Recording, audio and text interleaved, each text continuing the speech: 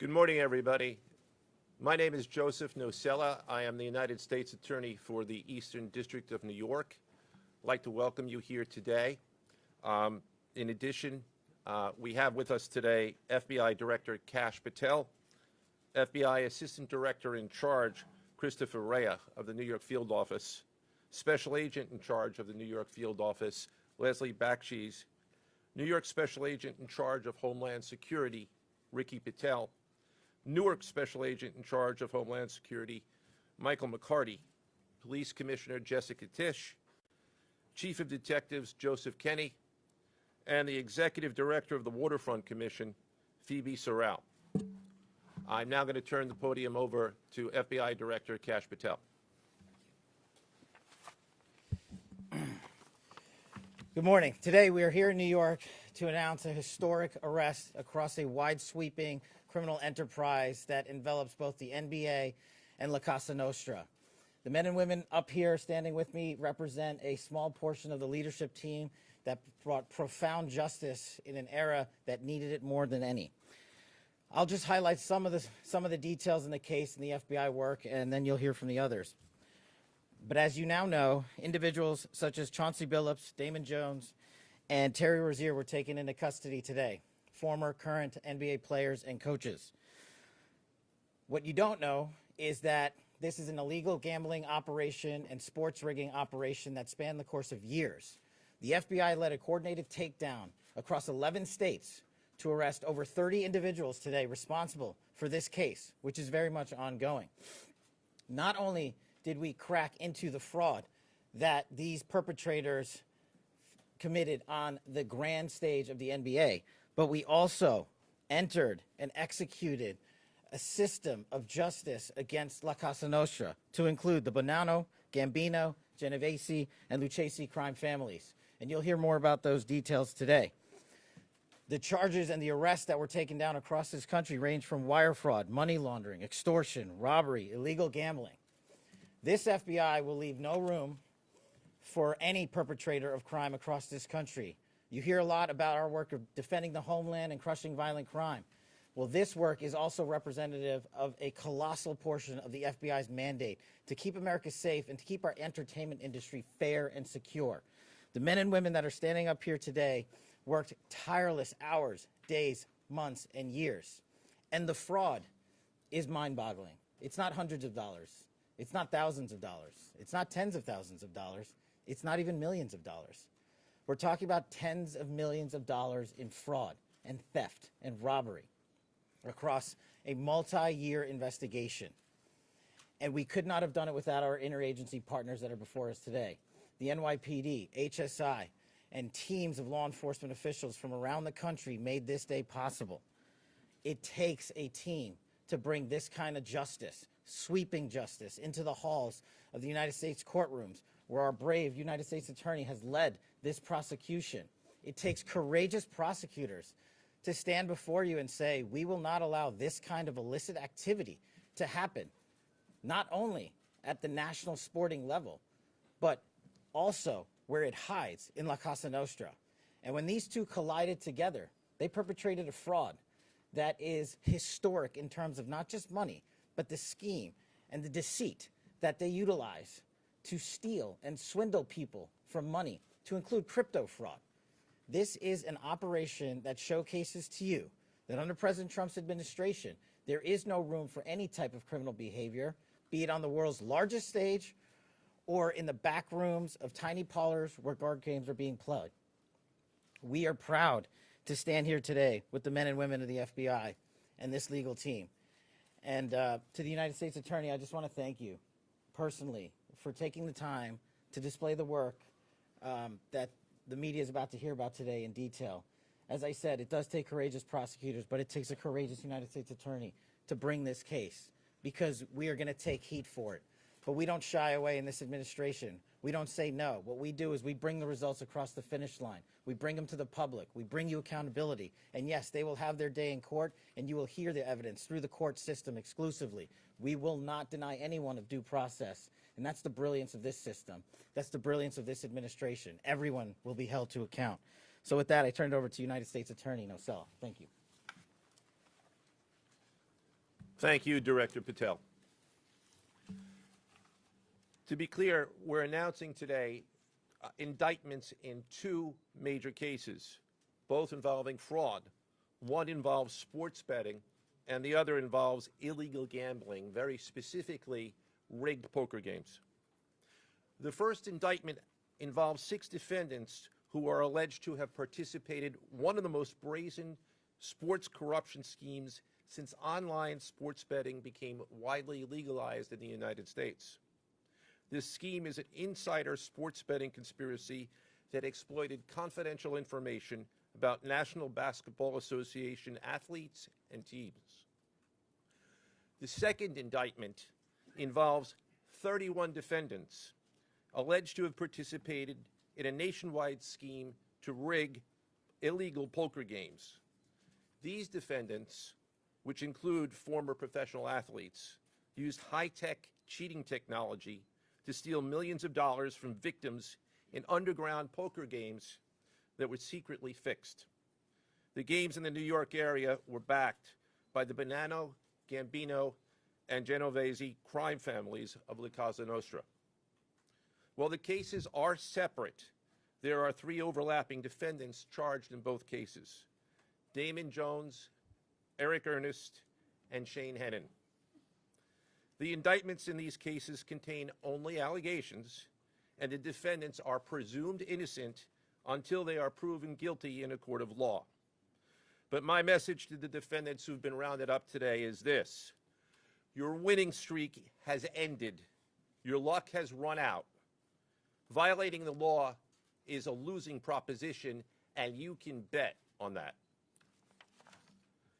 First, I would like to talk about United States versus Ernest, the NBA basketball gambling case.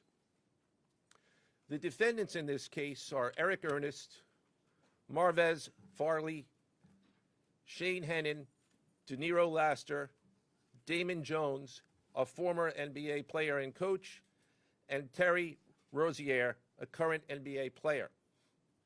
Other co-conspirators were previously charged for their roles in the scheme, including former NBA player Jontay Porter. Between December 2022 and March 2024, these defendants perpetrated a scheme to defraud by betting on inside, non-public information about NBA athletes and teams. The non-public information included when specific players would be sitting out future games, or when they would pull themselves out early for purported injuries or illnesses. They relied on corrupt individuals, including Jones and Rozier. They also misused information obtained through long-standing friendships that they had with NBA players and coaches. And in at least one instance, they got their information by threatening a current player, Porter, because of his pre-existing gambling debts. Defendants used this non-public information to place hundreds of thousands of dollars in fraudulent bets, mostly in the form of prop bets on individual player performance. The bets were placed through online sports books and also in person at casinos. The defendants relied on a network of straw bettors to place the maximum amount of bets to increase their potential profits. Most of these bets succeeded, and the intended losses were in the millions of dollars. The defendants then laundered their illegal winnings in various ways: peer-to-peer platforms, bank wires, and simple cash exchanges. The indictment details specific examples where the defendants profited from illegal gambling and illegal betting on various NBA games about the performance of players on, among other things, the Charlotte Hornets, the Portland Trail Blazers, the Los Angeles Lakers, and the Toronto Rangers. Each defendant in the NBA basketball gambling case has been charged with conspiracy to commit wire fraud and conspiracy to commit money laundering. Now, I would like to turn to the other case, United States versus Aiello, the rigged poker game case. Beginning as early as 2019, the defendants in this case orchestrated a scheme to use wireless cheating technology to run rigged poker games across the United States, including in the Hamptons, Las Vegas, Miami, and Manhattan. The scheme targeted victims known as, quote, fish, who were often lured to participate in these rigged games by the chance to play alongside former professional athletes who were known as, quote, face cards. The so-called face cards included the defendant Chauncey Billups, who at the time of the scheme was a former NBA player and is currently the head coach of the Portland Trail Blazers, and also Damon Jones, a former NBA player and coach. What the victims, the fish, didn't know is that everybody else at the poker game, from the dealer to the players, including the face cards, were in on the scam. Once the game was underway, the defendants fleeced the victims out of tens or hundreds of thousands of dollars per game. The defendants used a variety of very sophisticated cheating technologies, some of which were provided by other defendants in exchange for a share of the profits from the scheme. For example, they used off-the-shelf shuffling machines that had been secretly altered in order to read the cards in the deck, predict which player at the table had the best poker hand, and relay that information to an off-site operator. The off-site operator sent the information via cell phone back to a co-conspirator at the table, and that person at the table was known as the quarterback. The quarterback then signaled secretly the information he had received from to others at the table, and together they used that information in order to win their games and to cheat the victims. Defendants used other cheating technologies such as poker chip tray analyzers, which is a poker chip tray that secretly reads cards using a hidden camera, special contact lenses or eyeglasses that could read pre-marked cards, and an X-ray table that could read cards face down on the table. What you see depicted on screen right now is an example of the X-ray table that reveals the cards. Although they are face down on the table, they can be read because of the X-ray technology. The Mafia, specifically members and associates of the Bonanno, Gambino, and Genovese organized crime families, had pre-existing control over non-rigged, illegal poker games around New York City. As a result, they also became involved in the rigged poker games, helping to organize the games and taking a cut of the proceedings, and working to enforce the collection of debts. The defendants laundered their proceeds, including through cash exchanges, the use of multiple shell companies, and through cryptocurrency transfers. As part of the scheme, some of the defendants and their co-conspirators also committed acts of violence, including the gunpoint robbery of a person in order to obtain a rigged shuffling machine, and extortions that were perpetrated against victims in order to ensure that they repaid their gambling debts. Defendants who participated in the rigged poker scheme are charged with wire fraud conspiracy. Other defendants have been charged with crimes including illegal gambling, money laundering, Hobbs Act robbery, and extortions. This case demonstrates our office's unrelenting commitment to fighting the scourge of organized crime in whatever form it takes. I'd like to conclude my remarks by thanking the incredible hard work of our law enforcement partners, including the FBI, Homeland Security, the NYPD, and the Waterfront Commission. I also want to thank the dedicated prosecutors who built these two cases and who are standing to my right. Benjamin Weintraub, David Bourbon, Caitlin Farrell, Michael Gibaldi, Irisa Chen, and Sean Sherman. They had the assistance of paralegal specialists Liam McNett, John Schneider, Marlene Bosler. Also deserving of our thanks because of their outstanding investigative work on the NBA case are FBI Special Agents Russell Lantier, Dominic Mariani, Amy Giaroso, Shane Wilkins, and Supervisory Special Agent Luke Hardison. On the rigged poker game scheme, outstanding work was performed by FBI Special Agents Thomas Cribbin, Jeff Boriola, Jonathan Corona, Alexander Silverman, Amy Campanaro, and Supervisory Special Agent Michael Malahy, as well as NYPD Task Officer James McCullough, and from Homeland Security, Supervisory Special Agent Charles Freund, and from the Waterfront Commission, Detective Paul Shimborski. Finally, I want to note that the investigations in both cases are ongoing, and we encourage anyone with information about either scheme to please contact the FBI. Now I would like to turn the podium over to Special Agent in charge of the New York Field Office, I should say the Assistant Director in charge of the New York Field Office of the FBI, Christopher Rea. Chris?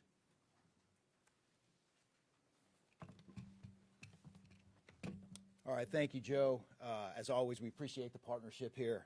Can't do any of this without you and your team, so thank you. Also want to publicly thank the director for coming down from D.C. The director's a very busy person, and for him to come down should tell you the importance of this historic case.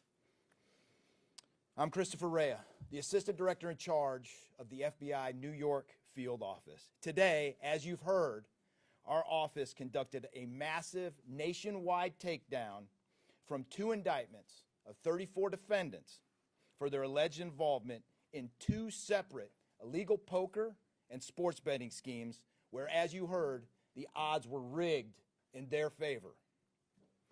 Among these defendants are 13 members and associates of the Bonanno, Gambino, and Genovese crime families, to include capos and soldiers from these families.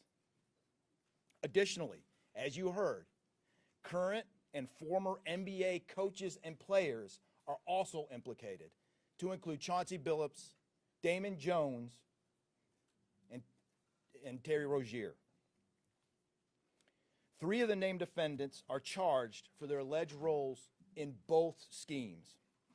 This alleged illegal gambling operation hustled unwitting victims out of tens of millions of dollars and created a financial pipeline for La Cosa Nostra to help fund and facilitate their organized criminal activity. Victims were attracted to play alongside well-known professional athletes and coaches like Chauncey Billups, only to be unknowingly deceived through rigged shuffling machines, fixing the odds in their favor, as alleged and as you just heard from the U.S. Attorney's Office. This alleged scheme wreaked havoc across the nation, exploiting the notoriety of some and the wallets of many to fund the Italian crime families here in New York. Let me be clear about this fact. The FBI has not and will never take their eye off the ball when it comes to Italian organized crime in this city, specifically the LCN and the 5 families here in New York. We are not going to permit any criminal enterprise, whether it be Italian organized crime, Asian organized crime, Eurasian organized crime. We're not going to permit any of those organized crimes, families, and organizations to operate in our city or our country, as evidenced by the 11 states that were also participating in this operation today. The FBI office here in New York remains committed to eradicating all unlawful revenue streams fueling this criminal activity. As with most cases we've worked, this is only the tip of the iceberg for the FBI and the U.S. Attorney's Office. Our LCN squad agents and analysts are continuing to work day and night with the Eastern District of New York to ensure members and associates of the 5 families cannot continue to wreak havoc in our communities. Today would not have been possible without the tireless efforts and dedication of the FBI New York Eurasian Organized Crime Task Force, which, as you heard, was led by Supervisory Special Agent Luke Hardison, and the Italian Organized Task Force, which was led by Supervisory Special Agent Mike Malahy. And coincidentally, Supervisory Special Agent Malahy is going out on a positive as he is retiring at the end of this month for 30 years of dedicated service to the FBI, and that deserves a hand. He's what we call a legend here at FBI New York. Additionally, obviously, we cannot do this alone without our partners. I want to extend my appreciation to Homeland Security Investigations Special Agent in Charge, Ricky Patel. Of course, we do nothing in this city without the NYPD. New York City Police Department Commissioner Jesse Tisch, thank you, ma'am, for all your work and all your resources that you dedicated to this. And New York Waterfront Commissioner Phoebe Soriel for their agency's assistance and support throughout this lengthy and complex investigation. Our collective efforts ensured these subjects will face accountability, like the director said, for their alleged wrongdoings. Thank you, and I'll now turn it over to Special Agent in charge of HSI, Ricky Patel.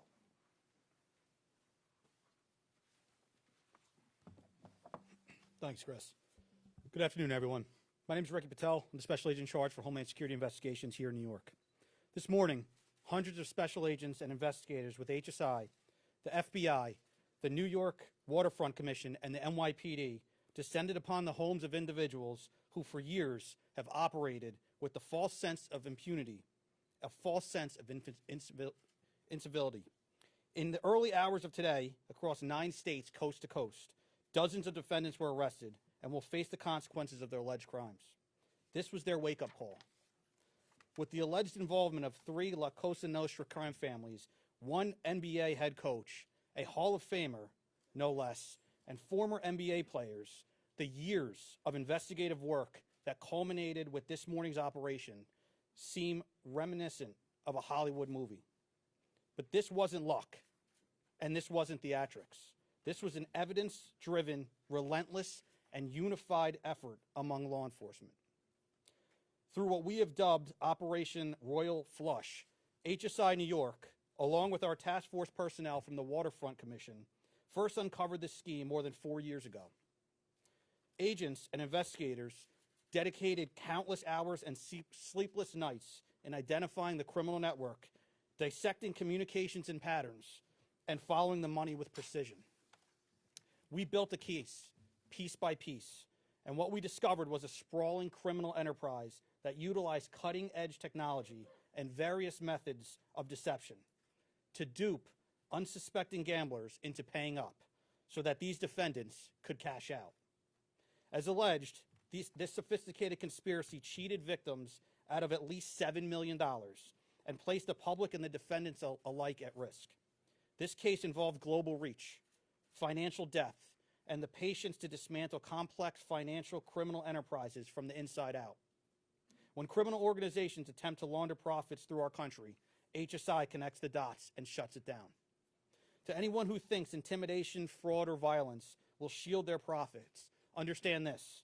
If you are exploiting our communities, expect HSI and all of our law enforcement partners at your door. I would like to thank all our partners here today. Obviously, the United States Attorney's Office for the Eastern District of New York, the Waterfront Commission, the FBI, the NYPD, and the prosecutors that will carry this forward. Today's arrests are not an endpoint. They are the start of accountability. Thank you, and I now turn it over to Police Commissioner Jessica Tisch.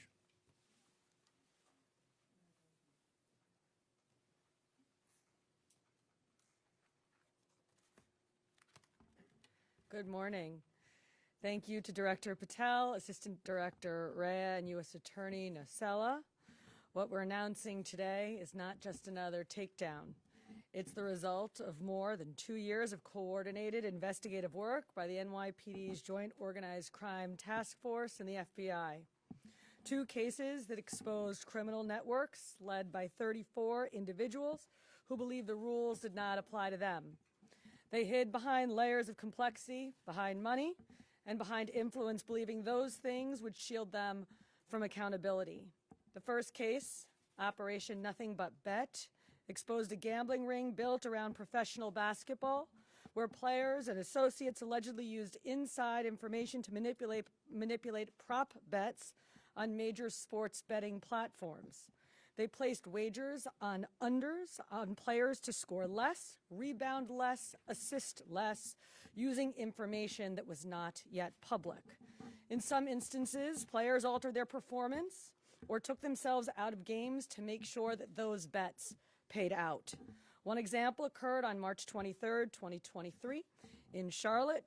Terry Rozier, an NBA player now with the Miami Heat, but at the time playing for the Hornets, allegedly let others close to him know that he planned to leave the game early with a supposed injury. Using that information, members of the group placed more than $200,000 in wagers on his under statistics.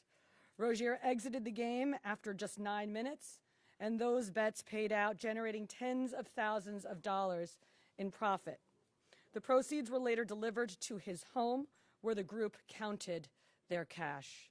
As the NBA season tips off, his career is already benched, not for injury, but for integrity. As a result of this investigation, 6 defendants, including Rozier, are now facing conspiracy to commit bank and wire fraud. In a second case, Operation Zen Diagram, investigators uncovered a long-running scheme in which members and associates of several well-known organized crime families rigged high-stakes poker games across the country. These operatives included capos and multiple soldiers from the Bonanno, Gambino, Lucchese, and Genovese crime families, bringing 4 of the 5 families together in a single indictment is extraordinarily rare.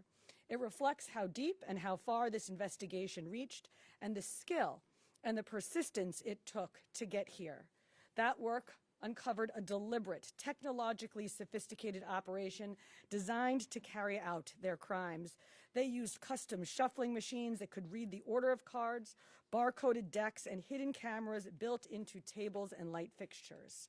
The organizers also enlisted well-known public figures, former and current NBA players and coaches, including Chauncey Billups, the head coach of the Portland Trail Blazers, an NBA champion and a Hall of Famer, to make the games appear legitimate. Victims believed that they were sitting at a fair table. Instead, they were cheated out of millions. One victim in particular lost $1.8 million. In total, losses exceeded $7 million and continue to climb. And when people refused to pay, these defendants did what organized crime has always done. They used threats, they used intimidation, and they used violence. It's the same pattern that we have seen for decades: traditional mob enforcement methods combined with new technology to expand the reach of their operations. Now, with the unsealing of today's indictment, 34 individuals are facing charges including robbery, extortion, money laundering, wire fraud, bank fraud, and illegal gambling. I want to commend the outstanding work of our detectives from the Joint Organized Crime Task Force and their dedication to these cases, especially Captain Ruben Pagan, Sergeant Chris McGuire, Detective Alexander Creamer, Detective James McCullough, and of course our Chief of Detectives, Chief Kenny. As part of these investigations, our members recovered and reviewed thousands of hours of video, conducted extensive surveillance on illegal gambling locations across the city, and executed more than 24 search warrants on electronic records that revealed the true extent of this conspiracy. Once again, the work of our detectives, together with the FBI and the U.S. Attorney's Office, closed those gaps before they could widen further. The NYPD is proud to stand with each of you today, as these cases represent the kind of partnership that defines modern law enforcement agencies, sharing intelligence, coordinating resources, and moving as one team. Thank you.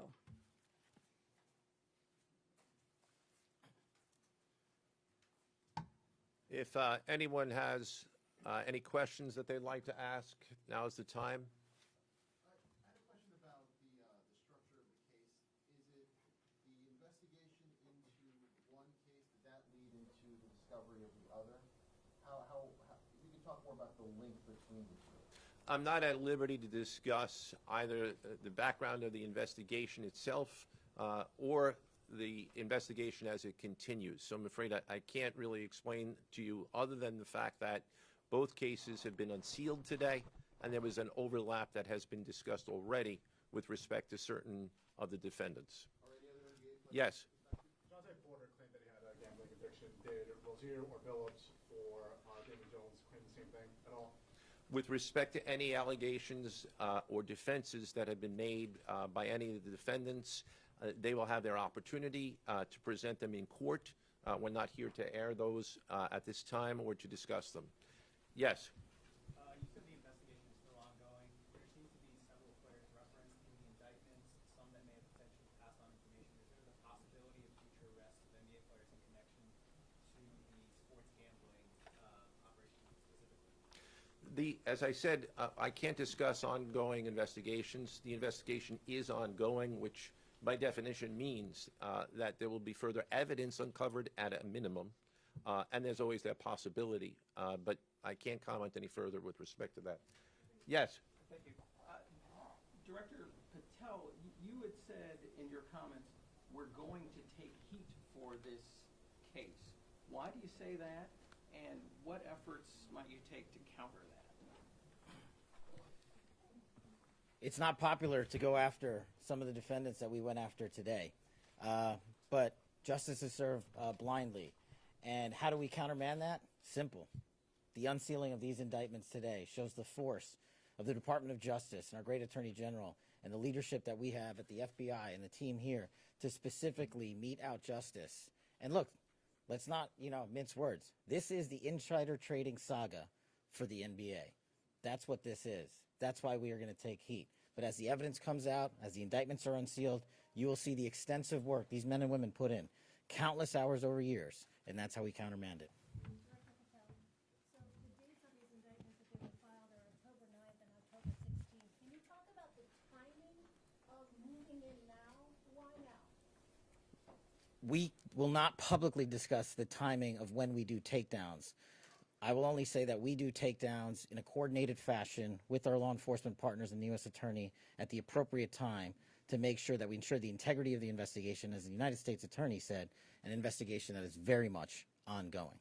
Director Patel, you said insider trading for the NBA. What are the implications of this case for other sports leagues and for the legal gambling industry in general? Simple. If you're participating in the legal gambling industry, you got nothing to worry about. If you're participating in illegal conduct, you got everything to worry about, and this case shows it. Did the illegal conduct cross with the legal sports betting platforms in any capacity? And if so, is that the search warrants that the police commissioner just referenced? I'm not sure I quite understand your question. You're asking if the illegal conduct... If it crossed with, like, the sports betting industry, or the online sports betting industry in any way? The sports books themselves are victims in this case. They themselves did not, as far as our investigation has concluded, they did not perpetrate anything unlawful. Are you able to say which sports books or online outlets they use to make these bets? I'm not going to respond to that at this time, but that information will be made public. Yes? Can you identify the access point where these co-conspirators were able to recruit these, famous people to partake in the schemes? When you say the access point, Were able to recruit them? I'm not sure which case you're referring to. Both. So Well, Rozier, how he was recruited, Damon Jones in the NBA scandal, and then Billups for the poker game. we're not at liberty to say that at this time. That will be revealed in due course. Yes? He was being... What is your question, sir? Hey, thanks for being here. You just said that the sports books themselves are the victims, at least in the indictment involving Terry Rozier and others. They're among the victims. Okay, but those companies make, as we all know, they make a crazy amount of money off of a lot of everyday Americans make bets and mostly lose them.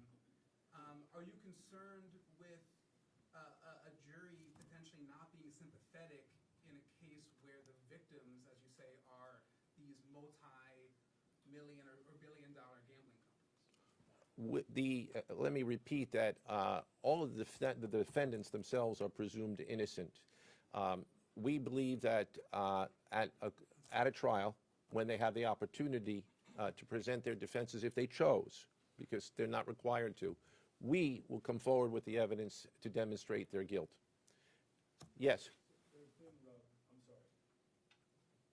the NBA cooperate with this investigation at all? The answer to your question is yes, the NBA has cooperated with the investigation. Yes, sir. There's been reason to believe there's an associated college basketball element to this. Can you confirm that, or is there another investigation or part of this investigation that will affect college basketball? The investigations that we announced today did not involve college basketball. Last question, last question. Yes. There was an emphasis on the Italian crime presence, organized crime in New York.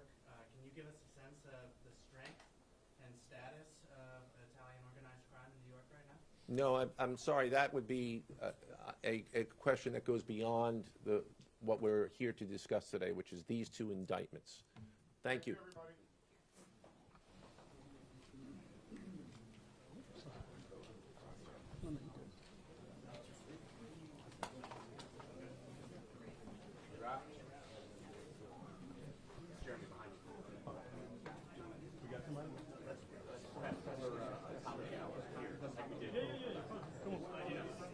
Thank you.